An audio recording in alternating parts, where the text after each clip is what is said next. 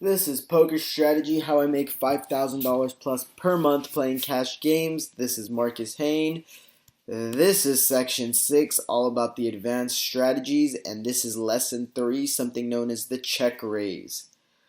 So to start off, what is the check raise? Well, a check raise essentially is a play where you check when action reaches you with the intention of re-raising a player if and when they decide to bet after you've already checked.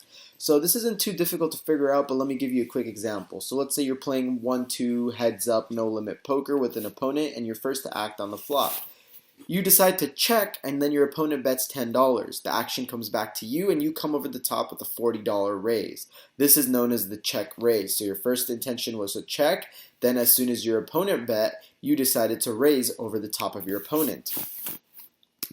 So why is the check raise effective? Well, the check raise shows a great deal of strength and it also traps your opponent to put money into the pot.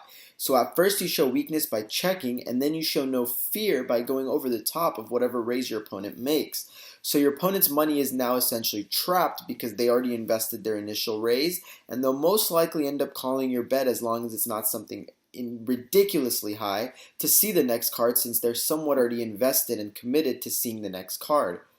So how to make successful check raises. So number one thing you need to make sure is that your check raise is big enough to really scare your opponent. So you don't want to be coming over the top. Let's say they raise $10. You don't want to re-raise another $10.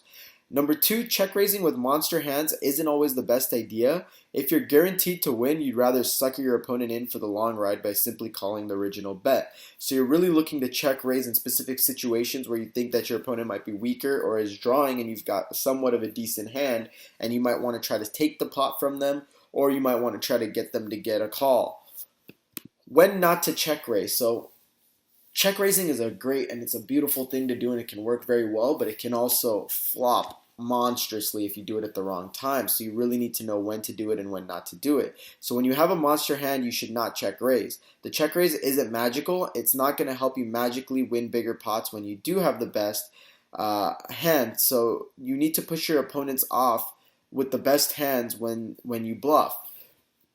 Number three is you need to think very carefully before you use it. It's not something that you should do very, very often. It's something maybe I'll do 1 out of every 500 hands or 300 hands, something like that.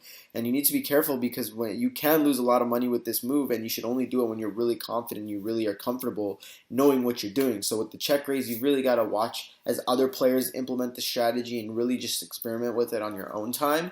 And then you'll kind of better over time understand the best places to check raise and the best places not to check raise. And from there you can really sharpen up your strategy and start dominating the tables.